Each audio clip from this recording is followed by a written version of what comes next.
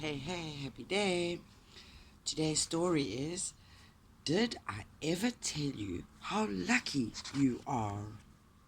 By Dr Seuss. When I was quite young and quite small for my size, I met an old man in the desert of Dries, and he sang me a song I will never forget. At least, I haven't forgotten it yet. He sat in a terribly prickly place, but he sang with a sunny, sweet smile on his face. When you think things are bad, when you feel sour and blue, when you start to get mad, you should do what I do. Just by the way, because we always love those pictures.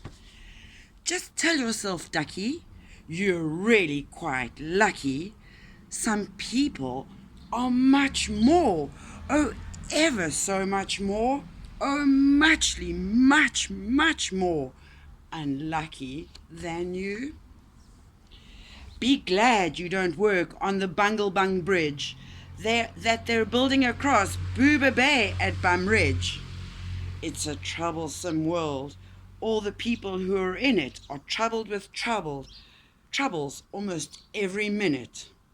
You ought to be thankful, a whole heaping lot, for the places and people you're lucky you're not. Just suppose, for example, you lived in Gazayat and got caught in the traffic on Zayat Highway 8. Or suppose, just for an instance, you lived in Gazer with your bedroom up here and your bathroom up there.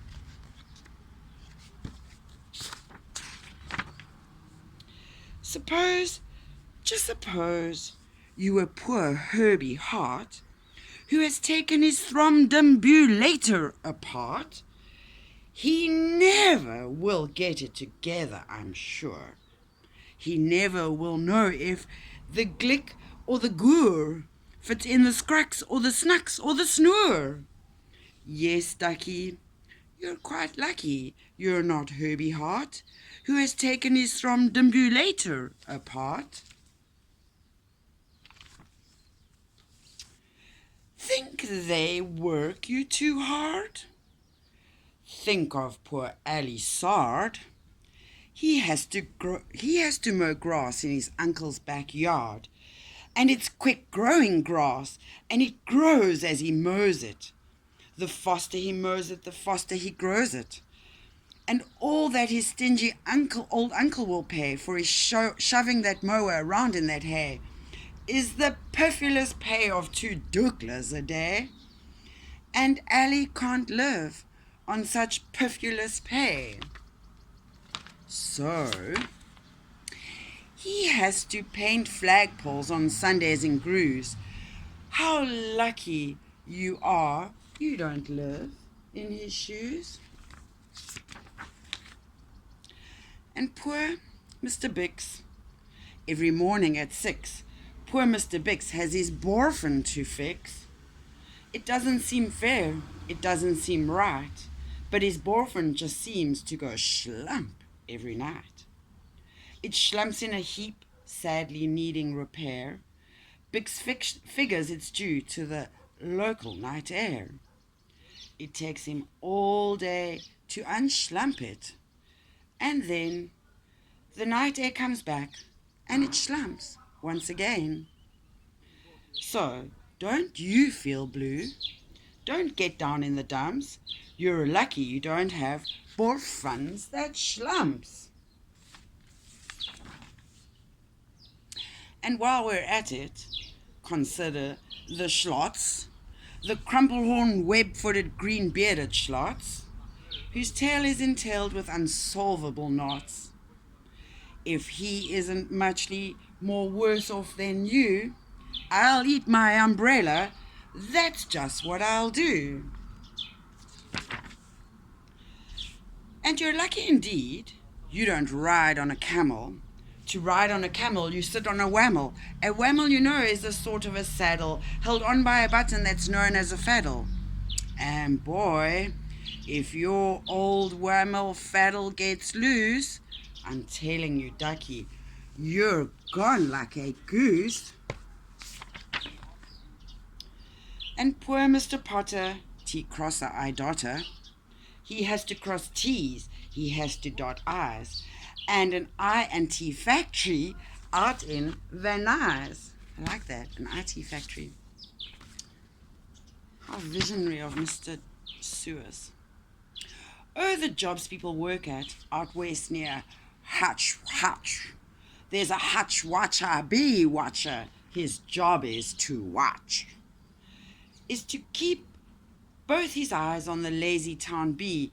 A bee that is watched will work harder, you see. Well, he watched and he watched. But in spite of his watch, that bee didn't work any harder.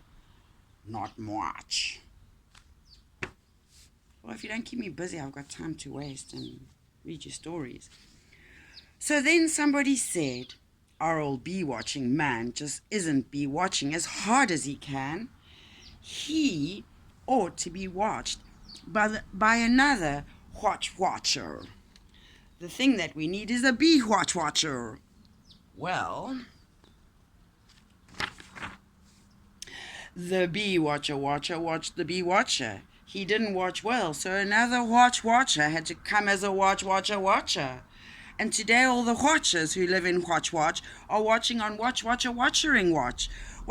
the watcher who's watching that bee.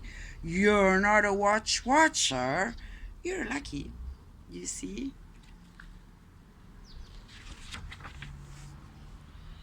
And how fortunate you're not, Professor Debris, who has spent the last 32 years, if you please, trying to teach Irish ducks how to read Javanese. And thinking of the poor puffing Pugelhorn players who have to parade down the Pugelhorn stairs every morning to wake up the Prince of Pubokken, it's awful how often their pugels get broken. And oh, just suppose you were poor Harry Haddo. Try as he will, he can't make any shadow. He thinks that perhaps something's wrong with his giz, and I think that by golly there probably is. And the poor brothers Bazoo, suppose your hair grew like theirs happens to do. You think you're unlucky. I'm telling you, ducky, some people are muchly, or ever so muchly more unlucky than you. And suppose that you lived in that forest in France, where the average young person just hasn't a chance to escape from the perilous plant-eating plants. But your pants are safe, you're a fortunate guy, and you ought to be shouting, how lucky am I? Oops. And speaking of plants, you should be greatly gladish you're not Farmer Falkenberg's 17th radish. Oh, it's Farm Fresh Tuesday, by the way, at the place. Get your veggies. And you're so lucky you're not Gucky Gown, who lives by himself 90 miles out of town in the ruins of Ronk. Ronk is rather run down. And you're so lucky you're not a left sock, left behind by mistake in the caverns of Croc. Thank goodness for all of the things you are not. Thank goodness you're not something someone forgot, and left all alone in some punkerish place, like a rusty tin coat hanging in space. That's why I say, ducky, don't grumble, don't stew. Some critters are much, much, oh, ever so much, so muchly, much more unlucky than you.